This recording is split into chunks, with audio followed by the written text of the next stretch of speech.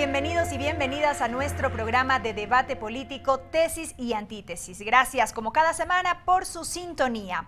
Con 96 votos, 24 en contra y una abstención, fue aprobada la Ley de Incentivos para las asociaciones público-privadas y la inversión extranjera. Esto la noche del martes 27 de octubre en el Pleno de la Asamblea Nacional.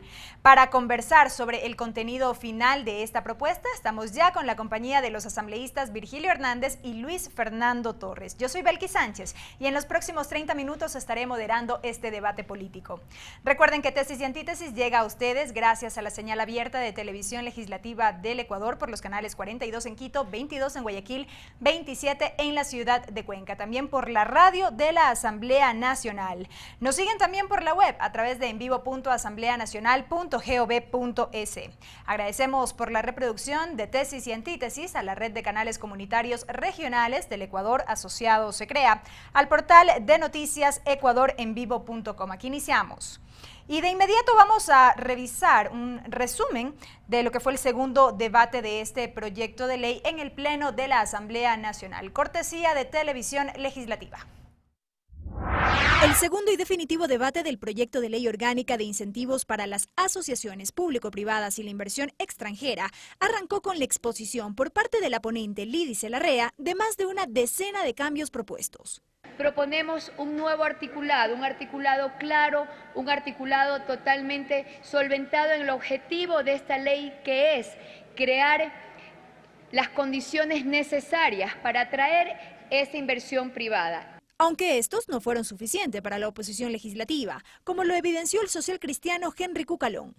Sin perjuicio que han aumentado los artículos con relación al primer debate, subsisten inconstitucionalidades. La discusión siguió y se centró en la incorporación de la remisión de intereses, multas y recargos de las obligaciones patronales en mora al Instituto Ecuatoriano de Seguridad Social. Las observaciones vinieron de los oficialistas Fausto Cayambe y Pamela Falconi. Esto no puede ser parte de la estructura de la ley, sino tiene que ser una disposición transitoria. Y sería importante tener datos que nos permitan evaluar cuántos serían los beneficiarios. Mientras que iba tomando fuerza la propuesta de la legisladora Vanessa Fajardo, a fin que se beneficien de la remisión aquellos pescadores artesanales que obtuvieron créditos con la Corporación Financiera Nacional y cuyas obligaciones no pudieron ser canceladas. Comprendemos perfectamente que este sector, hoy por hoy, necesitan un impulso y respaldo.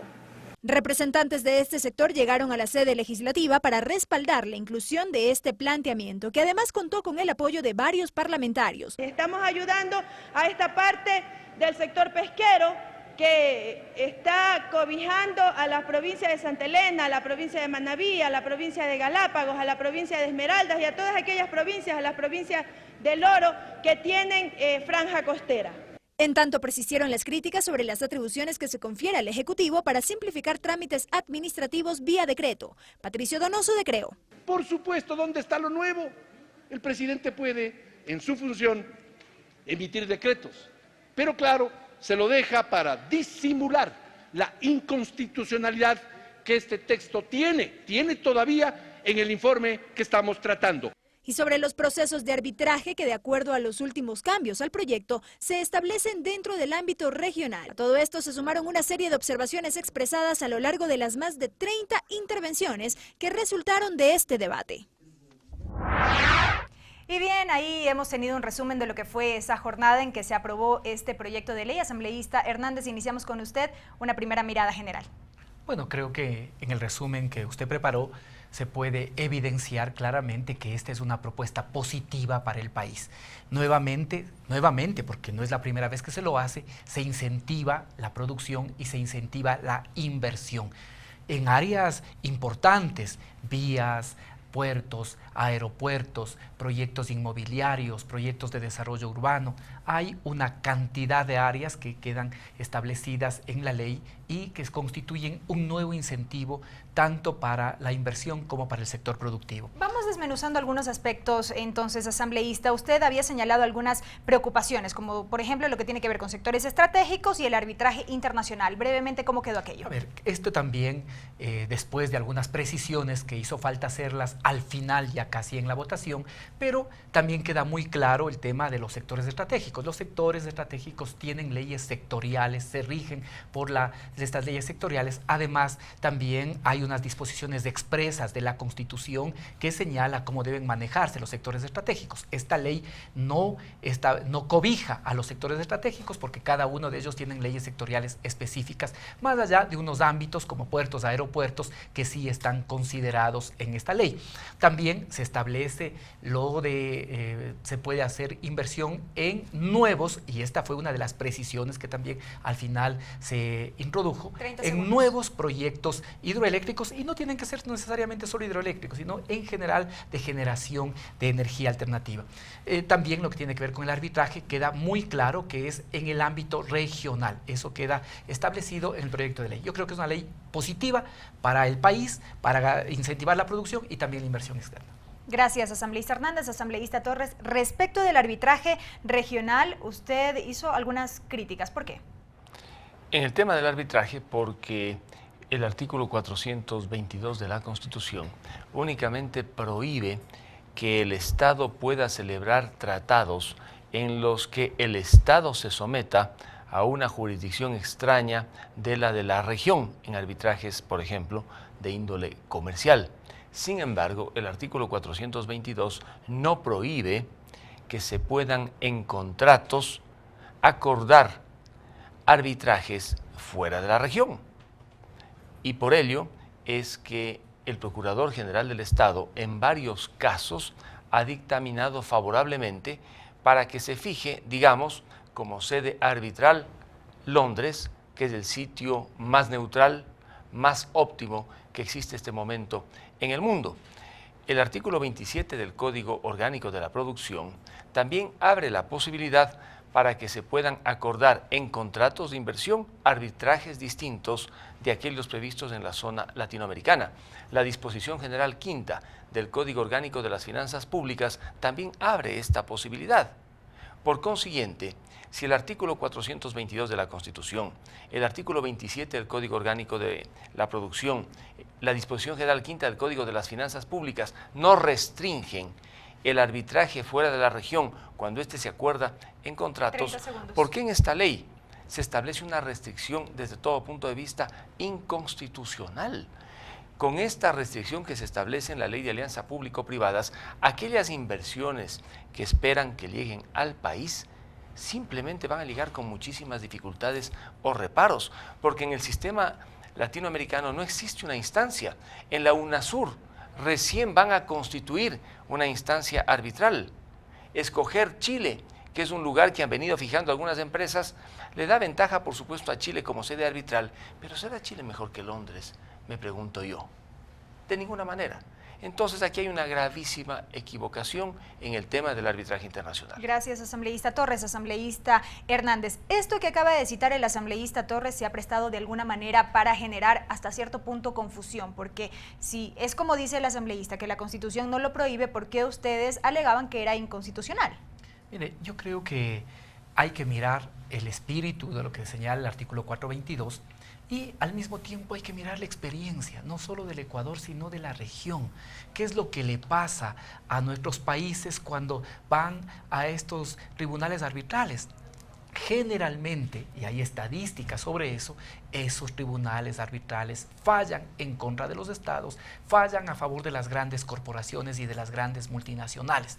Esto es básicamente la experiencia que tenemos. Pero entonces allí es donde se fundamenta el criterio expuesto por los asambleístas de país y no necesariamente porque exista una inconstitucionalidad al respecto. Sí, efectivamente, lo que nosotros vemos es que esto es equivocado, sobre todo para los intereses del país. Y ahora mismo ya el propio presidente ha señalado que puede existir un fallo a favor de la empresa Oxy cuando la empresa Oxy actuó en contra de la ley expresa, un tribunal arbitral decidiendo sobre las características de nuestras leyes, señalando que nuestra ley es muy dura, que nuestra ley es muy rígida. Esto es inaceptable, de tal manera que lo que conviene a los intereses del país es que efectivamente pueda haber un tribunal arbitral que no esté tan influido por los intereses de las multinacionales y que no actúe en relación de esto.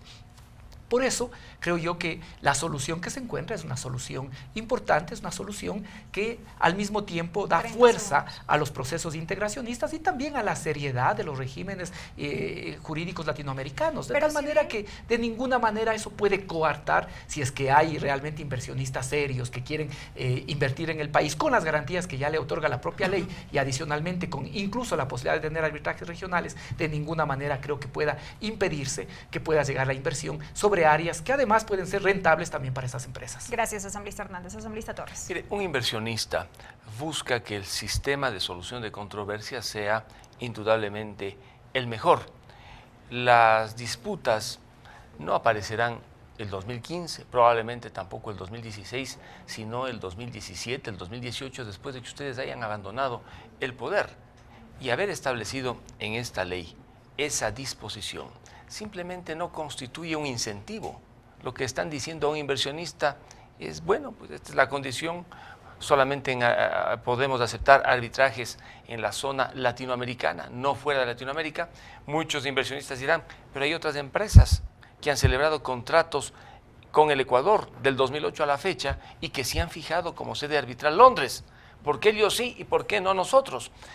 Es distinto el tema del arbitraje, digamos, de la Occidental, que se desarrolló amparado por el Tratado Bilateral de Inversiones y en el CIADI, en que el Estado ecuatoriano se defendió muy mal desde un comienzo. Tú recordarás, Virgilio, que el procurador del Estado, no este, sino uno de los anteriores, ni siquiera reconoció la jurisdicción del CIADI, no designó al árbitro y a última hora participaron.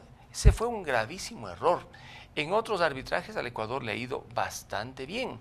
En otros, pues, ha sido condenado muchas veces porque efectivamente se habían cometido errores al terminar o finalizar cierto tipo de contratos. 30 segundos. Pero cerrar las puertas en la ley que aprobó la Asamblea para que no se acuerde una instancia arbitral como la de Londres, que este momento es la número 1 en el mundo y todos quieren entrar allá, inclusive los estados, porque saben que se puede designar árbitros de calidad, el sistema es muy rápido, muy ágil, va a ahuyentar a inversionistas que podrían llegar al país como han llegado en otras ocasiones. Pero brevemente, asambleísta Torres, allí el asambleísta Hernández ha manifestado que eso ya dependerá de la seriedad, en este caso, de quien quiera venir a invertir en el país. Es que es la confianza sobre el sistema de justicia. Por ejemplo, en el Ecuador, ¿usted cree que una empresa extranjera quisiera ventilar sus problemas? Nunca. En Venezuela, mire usted, el fiscal en el caso de López denuncia que el propio presidente de la Asamblea, Diosdado, preparó el acta de detención. ¿Quién va a querer ir a esos países? Hay otros, por supuesto, serios como Chile, Uruguay, indudablemente, pero no se constituye todavía en la UNASUR ni siquiera el sistema arbitral. Está a las puertas, ha mencionado. Estos días están tratando de hacerlo. Entonces, si no existen esos sistemas, no le restringamos al país la posibilidad de que vengan empresas y busquen otro espacio para resolver este tipo de conflictos. Correcto, asambleísta Torres, asambleísta Hernández. Amigos, es tiempo de una primera pausa aquí en Tesis y Antítesis. No se vayan.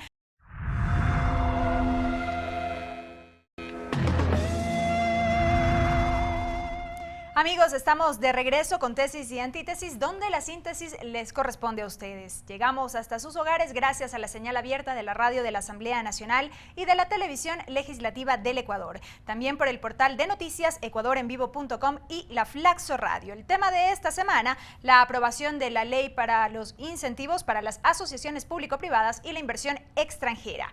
Vamos a revisar de inmediato algunos puntos de esta ley. Entre los principales cambios, el texto definitivo del proyecto de ley orgánica para las asociaciones público-privadas y la inversión extranjera incorporó como una de las atribuciones del Comité Interinstitucional la de expedir los reglamentos necesarios para su funcionamiento y el de la Secretaría Técnica. Sobre los contratos de gestión delegada, el artículo 13 incluyó a los proyectos públicos relacionados con el sector hidroeléctrico y otras energías alternativas. En cuanto a la simplificación de procesos y procedimientos con el fin de facilitarlos, el texto determinó que es potestad del presidente de la República simplificarlos en el ámbito de la función ejecutiva mediante decreto ejecutivo. A su vez, que los gobiernos autónomos descentralizados, a través del órgano colegiado competente, tienen potestad para simplificarlos en relación con los trámites administrativos establecidos por los órganos de su nivel de gobierno. Se exceptúan de este procedimiento de simplificación las licencias ambientales establecidas mediante ley. El texto final creó además un capítulo para la remisión de intereses, multas y recargos de las obligaciones patronales en mora con el Instituto Ecuatoriano de Seguridad Social, IES. Incorporó la remisión de intereses, multas, costas y recargos derivados de obligaciones crediticias en las que se hayan iniciado procesos coactivos en contra de pescadores artesanales acreditados por el Ministerio de Agricultura. Y así también estableció la ampliación del plazo previsto en el segundo inciso del artículo 5 de la Ley Orgánica de Remisión de Intereses, Multas y Recargos hasta el 31 de diciembre de 2015, a fin de facilitar a los beneficiarios de la remisión efectuada al amparo de la referida ley, proceder con el pago efectivo y o la reestructuración de sus obligaciones, acogiéndose a los procedimientos establecidos por el Banco Nacional de Fomento. En cuanto a las autorizaciones, se determinó que están sujetos a la obtención de notificación sanitaria previamente a su comercialización los alimentos procesados, aditivos alimentarios, cosméticos, productos higiénicos y otros productos de uso y consumo humano definidos por la Autoridad Sanitaria Nacional. Asimismo, que están sujetos a la obtención de registro sanitario los medicamentos en general. Bien, asambleísta Hernández, allí algunos otros cambios en el proyecto de ley. Sí, a ver, creo que antes de pasar a los cambios es importante señalar lo que dice Luis Fernando, porque aquí están en juego los intereses del país. Si hay una sentencia en contra del país, el perjudicado es todo el Ecuador. Y aquí estos deben ser temas de Estado. Incluso hay una resolución de la Asamblea que dice que los temas del arbitraje con la OXI tienen que ser un tema de Estado, porque lo que se violentó fue la ley ecuatoriana. No podía reconocerse la jurisdicción del CIADI, porque la empresa había salido muchos años antes de que entre en vigencia ese acuerdo que permite precisamente que se pueda tratar en sede arbitral del CIADI. Entonces es absolutamente clara la posición en este caso del Ecuador. Aquí una vez más se demuestra cómo estas empresas transnacionales presionan a los tribunales arbitrales para que fallen y actúen en función de los intereses de las transnacionales, dejando de lado los intereses del país. Esto precisamente es una evidencia de lo que estoy señalando. De tal forma que yo diría que más allá de las diferencias políticas que podamos tener, para defender los intereses del Estado debe haber unidad. Y aquí lo mínimo que podemos hacer, y sobre todo nosotros que somos legisladores, es defender el ordenamiento jurídico. Existía un ordenamiento jurídico. Ese ordenamiento jurídico establecía que si hay cambio precisamente en la propiedad, eso tenía que ser notificado al Estado. 30 segundos. La empresa actuó al margen de lo que dice la ley y luego, ahora, obviamente, esta demanda lo que pretende es sacrificar intereses que pueden servir para el desarrollo del país. Yo creo que en esto hay que estar muy claros. Y esto me permite, y con esto concluyo, hacer una reflexión sobre el tema de las inversiones. Nosotros incentivamos la inversión, pero no a cualquier costo. La inversión no puede sacrificar el tema ambiental, el tema laboral. Hay que ver si es que efectivamente es nueva inversión o se trata de reinversiones o reinvierte en utilidades. Hay que mirar, por ejemplo, que siempre una demanda de los inversionistas va a ser la flexibilización laboral, que es privilegiar el capital en contra, en cambio, del ser humano. Gracias, asambleísta Hernández. Asambleísta Torres. Bueno, la ley de incentivos para las asociaciones público-privadas obedece, de lo que presumo, a la necesidad que tiene el gobierno ecuatoriano de mejorar la liquidez monetaria. Es que la liquidez monetaria en el país ha bajado precisamente por un desequilibrio entre importaciones y exportaciones, entre créditos y deudas, y también entre inversión y pago de regalías. Se espera, de lo que dice la Comisión de lo Económico, recaudar o atraer, más bien dicho, cerca de 3.100 millones de dólares de aprobarse esta ley. De ellos, 500 millones de dólares irían a proyectos portuarios, 1.700 millones de dólares para vías y unos 850, 70 millones de dólares para proyectos de vivienda social. El objetivo entonces de la ley no es otro que el de atraer inversión que no está en el país. Sin embargo, asambleísta, los empresarios han señalado no estar muy contentos, que digamos, con esta ley. Parece que no están muy ¿Por qué? contentos bueno, yo no represento a los empresarios en la asamblea. Pero podemos tener una lectura en este caso. Yo represento básicamente a los emprendedores privados y básicamente parece que hay un tanto de descontento porque la ley es oscura. Los artificios que tiene la ley de ninguna manera generan suficientes incentivos para la inversión. Hemos comentado el tema del arbitraje.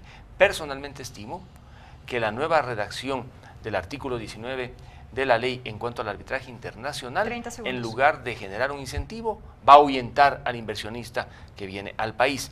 Igualmente, existen otras reformas a la ley de régimen tributario interno y a la ley de equidad tributaria que al final constituyen la 12ª reforma tributaria. Hemos tenido en menos de 8 años 11 reformas tributarias. La que aprobó la Asamblea es la 12ª. Uno podría decir, pero son reformas para que no paguen impuestos. Sí, el problema es que muchas veces le dicen al contribuyente no vas a pagar el impuesto y al poco tiempo le dicen sí vas a pagar el impuesto. Estas reformas no son una garantía de seguridad jurídica. Gracias, asambleísta Torres. Asambleísta Hernández, permítame hacer una pregunta porque no podemos abstraernos de un hecho que vimos, ocurrió durante el segundo debate de esta ley y previo a lo que fue la votación. Allí cierto incidente o diferencia, la llamaría yo, entre los mismos asambleístas del bloque de Alianza País, entre ellos usted. ¿Qué fue lo que ocurrió y dónde radicaron estas diferencias? A ver, sí, un impasse lamentable que no tiene nada que ver, y eso quiero yo decirlo claramente, con lo señalado en algún periódico. Lo digo el nombre además porque me parece que es antiético que se actúe así, por lo señalado por el periódico El Expreso, y me parece una nota de la periodista Carla Maldonado, que se atreve a hacer incluso una narración de los hechos sin tener el audio. Yo creo que eso es antiético, y además sin contrastar ni pedir mi opinión. Esto no se puede entender, y se inventa una novela que no existió para nada. ¿Qué es lo que pasaba? Que en el bloque consensuamos unos artículos recogiendo precisamente algunas observaciones, y de la misma forma, esto que fue consensuado en el bloque, incluso con algunas de las autoridades del Ejecutivo, fue consensuado. En el documento final, algunos cambios de estos, por alguna razón, no estuvieron presentes. ¿Sobre qué tenían que ver esos temas? Menciono 4 puntos exactamente. Uno, que tenía la precisión de que las subvenciones tiene que hacerlas, o puede el Estado hacer subvenciones solo en casos excepcionales. El otro precisaba que se puede hacer todo tipo de inversión en el sector eléctrico, pero siempre para proyectos nuevos. Incluso eso yo lo planteé en el Pleno y señalé que no sean solo hidroeléctricos, cualquier otro tipo de proyecto, solar, eólico, nuevas fuentes de generación energética, pero siempre y cuando sean proyectos nuevos. Luego también la precisión respecto del arbitraje, porque si bien se señala lo del arbitraje que tiene que ser en el ámbito regional, con el último inciso se dejaba abierto para que pueda ser en cualquier parte del mundo, y también con el crédito tributario que está constando en la reformatoria segunda, numeral 11, que ya habíamos decidido eliminar porque ya existe una norma general para todos los inversionistas. Estos temas no estuvieron recogidos, yo hice esta precisión, y después además se le dio la razón porque la presidenta de la comisión recogió en el informe final, y esos temas constan en la ley aprobada por la Asamblea. Aclarado entonces este episodio, asambleísta Torres. Este hecho suscitado al interior del Pleno también generó cierta incomodidad, por así llamarla, entre los asambleístas de oposición que ya demandaban la votación del documento. Más de 12 horas le tomó a la Asamblea votar el documento. Cuando se produjeron las suspensiones de la sesión a pedido de la presidenta de la comisión para presentar la versión final, indudablemente que desde la oposición pudimos ser testigos de hechos anómalos y extraños en el bloque oficialista. Le vimos a Virgilio que protestaba por algún tema, a otros asambleístas de País igual, luego en la Secretaría, y como no podíamos escuchar lo que decían, indudablemente nos dedicamos pues a hacer simples conjeturas. Algo pasa allí, pero al final salió humo blanco y aprobaron el proyecto que tenían previsto aprobar. La ley de alianza pública-privada es el capítulo olvidado del Código Orgánico de la Producción. Si el proyecto cuando llegó a la Asamblea era ya un camino oscuro en el cual era muy fácil perderse y muy difícil encontrar la salida, con los cambios incorporados en el segundo debate Ese camino sigue igual de oscuro, no se han prendido las luces, los inversionistas se van a tropezar, los contribuyentes igualmente se tropezarán y muy difícilmente se podrá encontrar el camino para salir de un proyecto que prácticamente se multiplicó por 3 en cuanto al número de artículos. La versión inicial llegó con 8 artículos y cerca de unas 40 disposiciones reformatorias. Al final terminó con 32 artículos y las mismas 30 disposiciones transitorias y derogatorias, con un cuerpo legal tan complejo. Desde ningún punto de vista se va a mejorar la inversión.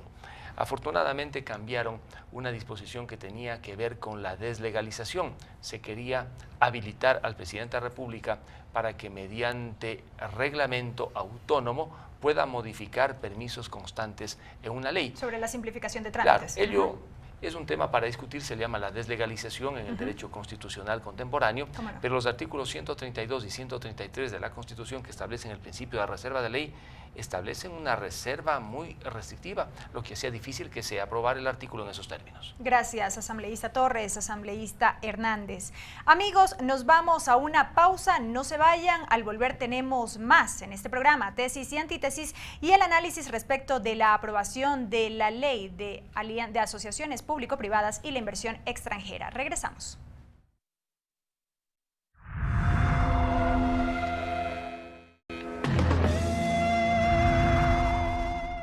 Amigos, estamos ya en el último bloque de tesis y antítesis, donde los asambleístas Virgilio Hernández y Luis Fernando Torres tienen 3 minutos cada uno para sus reflexiones finales. Avanzamos con usted, asambleísta Hernández. Sí, yo vuelvo a señalar que esta es una ley positiva. En la ley se establece incentivos para la inversión, para la producción, se acota también el régimen competencial porque no puede aplicarse a todas las funciones de los gobiernos autónomos descentralizados ni el gobierno nacional, no se permite la privatización, hay reglas especiales para el sector estratégico. Creo que se hace bien en eliminar también estas cosas que ya parecían excesivas, como por ejemplo el que no paguen impuestos predial, alcabalas, plusvalía, o lo que tiene que ver con la devolución del IVA. Eso finalmente en el proyecto que se aprueba ya no consta. De igual forma se precisa, me parece, que el tema del arbitraje, para que también el Estado pueda tener garantías cuando tiene relación con inversionistas. Se establece claramente que puede existir caducidad y razones para la caducidad de los contratos. Se introduce lo de la revisión de la mora patronal, que va a beneficiar a los trabajadores, sobre todo que por esta situación irregular de sus patronos no podían disfrutar de los beneficios de la seguridad social. De la misma forma se establece la remisión para los pequeños pescadores que tienen créditos con el banco, con la Corporación Financiera Nacional. Yo creo que es una buena ley, es positiva para el país y creo que permite también dar pasos significativos en ese sentido. Asambleísta Hernández, bueno, ya que hemos evacuado este tema con respecto a este proyecto de ley, quisiera aprovechar para tener un comentario de su parte respecto de lo que fue esta semana el debate entre el presidente de la República, su equipo de trabajo, también con los economistas Mauricio Pozo, Alberto Dajic y Ramiro González. ¿Qué decir? Yo creo que el país pudo evidenciar claramente lo que son dos modelos. Un modelo representado en el economista Pozo, representado también en Alberto Dajic y sumado a él, lamentablemente, alguien que se dice ser socialdemócrata, ¿sí? También ahí hay un modelo. Y ese modelo es el de la preocupación por seguir el recetario del Fondo Monetario Internacional, independientemente de cuál sea el costo para el país y de cuál sea el costo para la mayoría de ecuatorianos y ecuatorianas. Quedó muy claro. Quedó muy claro, es necesario establecer acuerdo con el Fondo Monetario, sin importar las condiciones, y que esas condiciones sean paquetazos. Es necesario establecer inversión extranjera, sin importar lo que signifique el costo de la inversión extranjera, así sea el sacrificio, por ejemplo, de los derechos laborales. También, de la misma manera, esta especie de mito respecto de lo privado y de los beneficios de lo privado o de los fondos, ¿no? Lo que parece que, por ejemplo, no se recalcó es que la mayor parte de esos fondos servían como garantía para que el país pueda seguirse endeudando, de tal manera que de ninguna forma la existencia de los fondos era un colchón para el país, sino sobre todo para los acreedores. Y por otro lado, la posición del presidente Correa, muy clara, muy nítida, de enfrentar con creatividad el difícil momento que tenemos, pero sin sacrificar ni al país ni a la mayoría de ecuatorianos y ecuatorianas. Son dos modelos. El uno es precisamente el que representa los sectores de la oposición, la derecha, los intereses del sector financiero, y otro el que representa los intereses de la patria y de la mayoría de ecuatorianos y ecuatorianas. Brevemente, asambleísta Hernández, en este tiempo que nos queda, hubo también anuncios económicos. Por ejemplo, que en la Proforma se contemplará un valor aproximado del precio del barril del petróleo de $35. Sí, bueno, ya se había señalado que el precio del petróleo en ningún caso excedería los $40. Esto siempre responde a estudios y a previsiones técnicas, y al mismo tiempo lo que es muy claro es que este año requerimos menos financiamiento, porque algunas de las grandes obras en las que el país ha invertido y por las que el país se ha endeudado están también ya culminadas. Eso se reflejará ya y podremos tratar seguramente a partir de la próxima semana, que ya estará la proforma presupuestaria en la Asamblea Nacional. Cómo no. Gracias, asambleísta Hernández, asambleísta Torres. De igual manera, una evaluación de lo que fue el debate. ¿Sus preocupaciones de pronto? Sí, antes de ¿Cómo no? indicarle mi criterio, en la Ley de Alianza Público-Privada se deroga y modifica el artículo 329 del Código Orgánico General de Procesos, que nada tiene que ver con inversiones extranjeras, con arbitrajes. Me pregunto, ¿por qué están derogando la segunda parte de ese artículo y modificando la primera parte? ¿Es que acaso quieren dar más poder al Estado en materia de ejecución de actos administrativos y despojarle al ciudadano de defensas que ahora tienen el Código Orgánico General de Procesos? Esa derogatoria y reformatoria, por ser ajena al contenido mismo de la ley, es inconstitucional, viola el principio de unidad de la ley. Sobre el debate presidencial, al César lo que es del César.